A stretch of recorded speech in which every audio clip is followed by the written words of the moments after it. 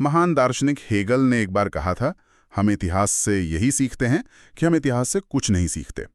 और आज की हमारी चर्चा इसी एक लाइन के इर्द गिर्द घूमने वाली है। हम बात करेंगे पिछले 80 सालों की। एक ऐसा दौर जिसमें दुनिया की बड़ी ताकतों के बीच कोई सीधी जंग नहीं हुई। हाँ, जिसे विशेषज्ञ लंबी शांति या द लॉन्ग पीस कहते हैं। आज हम इसी पहेली को समझने की कोशिश करेंगे कि ये एक्स्ट्राऑर्डिनरी दौर ये बना कैसे और आज ये इतना नाजुक क्यों लग रहा है। बिल्कुल जैसे कांच का कोई महल हो जो कभी भी टूट सकता है। और हमारा ये पूरा विश्लेषण फॉरेन अफेयर्स में छपे एक बहुत ही दमदार लेख पर आधारित है। हाँ, और मैं ये भी बता दूं कि जो लोग सिविल सेवा परीक्षाओं या अंतर्राष्ट्रीय संबंधों में गहरी रुचि रखते हैं, उनके लिए ये टॉपिक खास तौर पर जरूरी है। बिल्कुल, आईआर और वैश्विक सुरक्षा के लिहाज से ये बहुत ही फाउंडेशनल टॉपिक है। तो चलिए इस पर गहराई से बात करते हैं। तो लेख की शुरुआत में इस 80 साल की शांति को एक चमत्कारी उपलब्धि कहा गया है। ईमानदारी से कहूं तो जब मैंने पहली बार ये पढ़ा तो मुझे लगा ये शब्द थोड़ा बड़ा चढ़ाकर बोला गया है। हाँ, लगता है। लेकिन जब हम आंकड़ों को देखते हैं तो लगता है कि चमत्कार भी शायद छोटा शब्द है। बिल्कुल, ये कोई मामूली बात नहीं है। इस चमत्कार के पैमाने को समझने के लिए बस 3 नंबर याद रखना काफी है। 80, 80 और 9। 80, 80 और 9। ठीक है, इसे समझते हैं। पहला 80 है 80 साल। पिछले 80 सालों से दुनिया की बड़ी शक्तियों के बीच कोई डायरेक्ट वॉर नहीं हुआ। कोई भी नहीं। हाँ, ये रोमन साम्राज्य के पतन के बाद का सबसे लंबा ऐसा दौर है। और इसका नतीजा क्या हुआ? इन 8 दशकों में दुनिया की आबादी 3 गुना बढ़ गई, लोगों की औसत उम्र लगभग 2 गुनी हो गई। 2 गुनी। हाँ, और वैश्विक जीडीपी में 15 गुना की जबरदस्त बढ़ोतरी हुई। 15 गुना जीडीपी ग्रोथ। ये आंकड़ा तो इस शांति के फायदों को एक बिल्कुल अलग नजरिए से दिखाता है। बिल्कुल, मतलब हमारी आज की पूरी दुनिया इसी शांति की नींव पर खड़ी है। अगर इतिहास अपने पुराने ढर्रे पर चलता तो हम शायद अब तक तीसरा और चौथा विश्व युद्ध भी देख चुके होते। सही है। अच्छा, तो दूसरे 80 का क्या मतलब है? दूसरा 80 भी मतलब उतना ही महत्वपूर्ण है। 80 साल से किसी भी युद्ध में परमाणु हथियारों का इस्तेमाल नहीं हुआ है।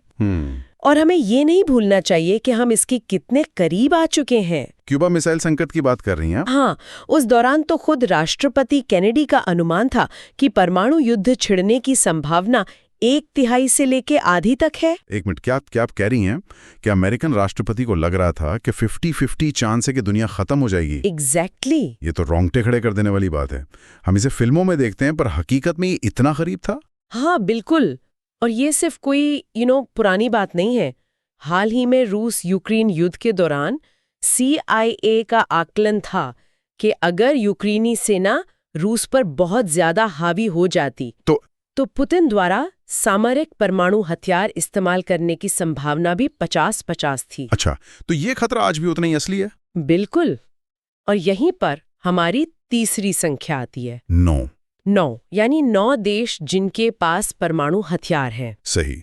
आज दुनिया में सिर्फ 9 देशों के पास न्यूक्लियर वेपन्स है। अब ये संख्या आपको ज्यादा लग सकती है। हाँ, सुनने में तो लगती है।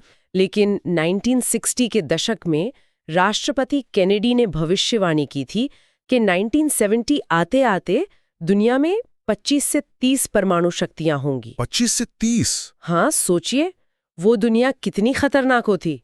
इसका श्रेय जाता है परमाणु अप्रसार संधि यानी NPT को, जिसने इस खतरनाक फैलाव को काफी हद तक काबू में रखा। ये आंकड़े वाकई हैरान करने वाले हैं, पर सवाल वही है कि ये शांति जो इतनी नाजुक है, आखिर टिकी किस बुनियाद पर थी?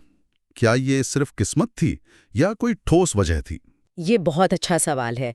इतिहासकार जॉन लुइस गैडिस ने 1987 में इसका एक बहुत ही दिलचस्प जवाब दिया था।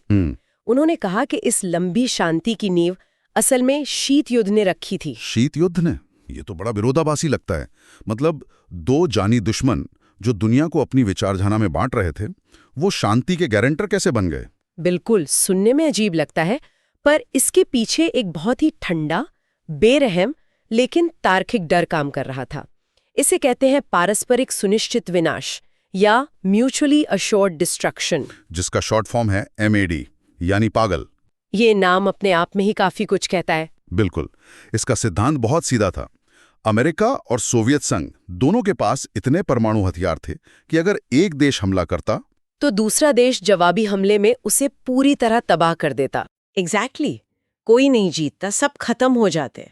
इसको ऐसे समझिए, मान लीजिए दो लोग एक छोटी सी नाव में हैं और दोनों के हाथ में पेट्रोल से भरी बाल्टी है और माचिस भी। अब कौन पहले आग लगाएगा? कोई नहीं, क्योंकि दूसरा भी जला देगा, नाव भी जाएगी, दोनों भी जाएंगे। यही था मैड। वैचारिक मतभेद अपनी जगह थे, लेकिन ये डर कि हम दोनों ही खत्म हो जाएंगे वो सबसे ऊपर था। इसी डर ने एक तरह का अनुशासन बनाए रखा। यानी एक तरह की बंधक वाली स्थिति थी। और इसी दौरान अमेरिका ने नेटो जैसे गठबंधन भी बनाए। हाँ, अमेरिका ने इस दौरान एक पूरा अंतर्राष्ट्रीय सुरक्षा ढांचा खड़ा किया। मार्शल प्लान से युद्ध में तबाह यूरोप को फिर से खड़ा किया, सोवियत खतरे से निपटने के लिए नाटो बनाया और एशिया में जापान के साथ रक्षा संधि की। ये सब शीत युद्ध की देन थी। हाँ, जिसने दुनिया को दो खेमों में बांट तो दिया, लेकिन बड़ी शक्तियों को सीधे भिड़ने से भी रोके रखा। और फिर 1991 में सोवियत संघ बिखर गया। उसके बाद तो एक ध्रुवीय दुनिया का दौर आया। मुझे याद है फ्रांसिस फुकुयामा की एंड ऑफ हिस्ट्री थ्योरी। हाँ, और थॉमस फ्रीडमैन की गोल्डन आर्चेस थ्योरी। राइट। एक तरह का आशावाद था कि अब जब उदारवादी लोकतंत्र जीत गया है और वैश्वीकरण बढ़ रहा है तो बड़ी लड़ाइयां खत्म हो जाएंगी। उस आशावाद के दौर में एक बहुत बड़ी लेकिन अक्सर नजरअंदाज की जाने वाली सफलता मिली थी। अच्छा। और वो थी रचनात्मक कूटनीति की जीत। जब सोवियत संघ टूटा तो रूस के बाहर यूक्रेन, बेलारूस और कजाकिस्तान जैसे 14 नए देशों में 12,600 से ज्यादा परमाणु हथियार स्कैटर्ड पड़े थे। 12,600। हाँ, ये एक टाइम बॉम्ब जैसा था। कोई भी हथियार गलत हाथों में पड़ सकता था। ये तो एक बुरे सपने जैसा लगता है। तो इन्हें कैसे संभाला गया? यहाँ अमेरिका के दो सीनेटरों सैम नन और रिचर्ड लूगर ने एक असाधारण पहल की। उनके नाम पर नन लूगर सहकारी परमाणु निस्त्रीकरण कार्यक्रम शुरू हुआ। इसमें अमेरिका और रूस ने, जो कल तक दुश्मन थे, मिलकर काम किया। उन्होंने इन सभी हथियारों को ट्रैक किया, सुरक्षित किया और 1996 तक पूर्व सोवियत क्षेत्र से हर एक परमाणु हथियार को या तो रूस वापस लाया गया या नष्ट कर दिया गया। ये तो वाकई कूटनीति का एक शानदार उदाहरण है जब दुश्मनी पर सहयोग हावी हुआ। बिल्कुल। लेकिन वो सहयोग की भावना अब एक दूर की याद लगती है। 2017 आते आते दुनिया रणनीतिक साझेदारी से बड़ी शक्तियों की प्रतिस्पर्धा के दौर में आ गई। हेनरी किसिंजर ने अपनी मृत्यु से कुछ समय पहले चेतावनी दी थी कि शायद ये शांति एक सदी भी पूरी न कर पाए। तो लेख के अनुसार वो कौन से बड़े खतरे हैं जो इस 80 साल की शांति को खत्म कर सकते हैं? लेख में 5 बड़े खतरों की बात की गई है और ये सभी एक दूसरे से जुड़े हुए हैं। पहला और सबसे बुनियादी खतरा है विस्मृति, एमनीजिया। भूल जाना। इसका क्या मतलब है? मतलब ये कि आज हमारी पीढ़ी में या हमसे छोटी पीढ़ी में किसी ने भी बड़ी शक्तियों के बीच की जंग को अपनी आंखों से नहीं देखा है। सही बात है। यहाँ तक कि आज के सैन्य अधिकारियों के पास भी इसका कोई व्यक्तिगत अनुभव नहीं है। हमारे लिए ये सोचना भी मुश्किल है कि न्यूयॉर्क या दिल्ली या बीजिंग पर बम गिर सकते हैं। ये एक अकल्पनीय बात लगती है। और यही सोच सबसे खतरनाक है। हाँ, क्योंकि जो चीज अकल्पनीय लगती है हम उसके लिए तैयारी नहीं करते, हम आत्मसंतुष्ट हो जाते हैं। हाँ, लेकिन क्या इसका उल्टा तर्क भी नहीं दिया जा सकता? आज इंटरनेट और सूचना के युग में क्या हम पिछली पीढ़ियों की तुलना में युद्ध की भयावहता के बारे में ज्यादा जागरूक नहीं हैं? भले ही हमने उसे व्यक्तिगत रूप से अनुभव ना किया हो। ये एक बहुत वाजिब सवाल है, लेकिन बौद्धिक ज्ञान और पीढ़ीगत अनुभव में गहरा अंतर होता है। आग के बारे में पढ़ना और आग में जलने का अनुभव, ये दो अलग अलग चीजें हैं।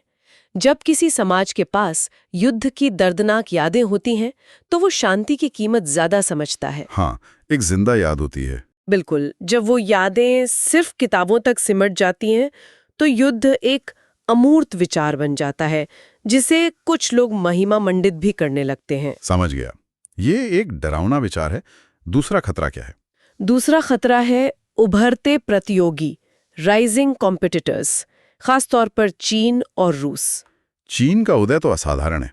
इसे अक्सर थ्यूसिडाइड्स ट्रैप के संदर्भ में देखा जाता है। हाँ, थ्यूसिडाइड्स ट्रैप, ये नाम प्राचीन यूनानी इतिहासकार थ्यूसिडाइड्स के नाम पर है, जिन्होंने एथेंस और स्पार्टा के युद्ध का विश्लेषण किया था। और इसका मूल सिद्धांत क्या है? सिद्धांत ये है कि जब कोई उभरती हुई शक्ति किसी स्थापित शक्ति को चुनौती देती है, तो तनाव इतना बढ़ जाता है कि युद्ध लगभग तय हो जाता है। उभरती हुई शक्ति चीन और स्थापित शक्ति अमेरिका। बिल्कुल। 20 साल पहले अमेरिका चीन को एक आर्थिक प्रतियोगी के रूप में गंभीरता से नहीं लेता था। आज चीन व्यापार, टेक्नोलॉजी, मैन्युफैक्चरिंग जैसे कई क्षेत्रों में अमेरिका के बराबर या उससे आगे है। ये एक नई सच्चाई है। हाँ, जो वैश्विक संतुलन को बिगाड़ रही है। और दूसरी तरफ रूस है, जो भले ही आर्थिक रूप से कमजोर हो, लेकिन उसके परमाणु हथियार अमेरिका को तबाह कर सकते हैं। और पुतिन ने दिखा दिया है कि वो युद्ध छेड़ने से नहीं हिचकिचाते हैं। बिल्कुल। और तीसरा खतरा इसी शक्ति संतुलन में बदलाव से जुड़ा है ना? वैश्विक आर्थिक बराबरी। सही। दूसरे विश्व युद्ध के बाद दुनिया की आधी जीडीपी अकेले अमेरिका की थी। आधी? हाँ, 50%। आज ये हिस्सा घटकर सिर्फ 17 रह गया है। इसका मतलब है कि अब दुनिया एक ध्रुवीय नहीं रही, ये बहुध्रुवीय हो गई है। मल्टीपोलर। मतलब अब सिर्फ एक सुपर पावर नहीं है। नहीं, चीन, रूस, भारत, यूरोप, ये सब अपने अपने प्रभाव क्षेत्र में स्वतंत्र रूप से काम कर रहे हैं। इसे ऐसे समझ सकते हैं कि पहले स्कूल में एक ही प्रिंसिपल था, अब खेल के मैदान के अलग अलग कोनों में कई ताकतवर छात्र हैं जो अपने नियम खुद बना रहे हैं। इससे दुनिया में ज्यादा अनिश्चितता और अस्थिरता आती है। बिल्कुल। और चौथा खतरा लेख के अनुसार अमेरिका की अपनी गलतियों से जुड़ा है। सैन्य अतिविस्तार, मिलिट्री ओवर एक्सटेंशन। हाँ, प्राचीन चीनी दार्शनिक सन त्सू ने कहा था, जब सेना लंबे संघर्षों में उलझती है तो राज्य के संसाधन कम पड़ जाते हैं। और ये अमेरिका पर बिल्कुल सटीक बैठता है। हाँ, 9/11 के बाद अमेरिका ने 2 दशकों तक इराक और अफगानिस्तान में लंबे, महंगे और बिना किसी स्पष्ट नतीजे वाले युद्ध लड़े। इन युद्धों ने न सिर्फ अमेरिका के खरबों डॉलर और हजारों जानें लीं, बल्कि उसका ध्यान और संसाधन उन चुनौतियों से भी भटका दिया जो ज्यादा बड़ी थीं। जैसे चीन का उदय। एग्जैक्टली। जब आप आतंकवाद से लड़ने में व्यस्त थे, तब आपका मुख्य प्रतिद्वंद्वी आपकी बराबरी करने के लिए अपनी ताकत बना रहा था। यानी इराक और अफगानिस्तान पर फोकस एक तरह का रणनीतिक भटकाव था। और पांचवां और शायद सबसे चिंताजनक खतरा। पांचवा खतरा सबसे गंभीर है क्योंकि वो अंदरूनी है। घरेलू राजनैतिक विभाजन, डोमेस्टिक पॉलिटिकल डिवीजन। जब कोई स्थापित शक्ति अंदर से ही कड़वे राजनीतिक झगड़ों में बट जाए तो दुनिया के मंच पर असरदार ढंग से काम करने की उसकी क्षमता लगभग खत्म हो जाती है। और आज अमेरिका में हम यही देख रहे हैं। बिल्कुल।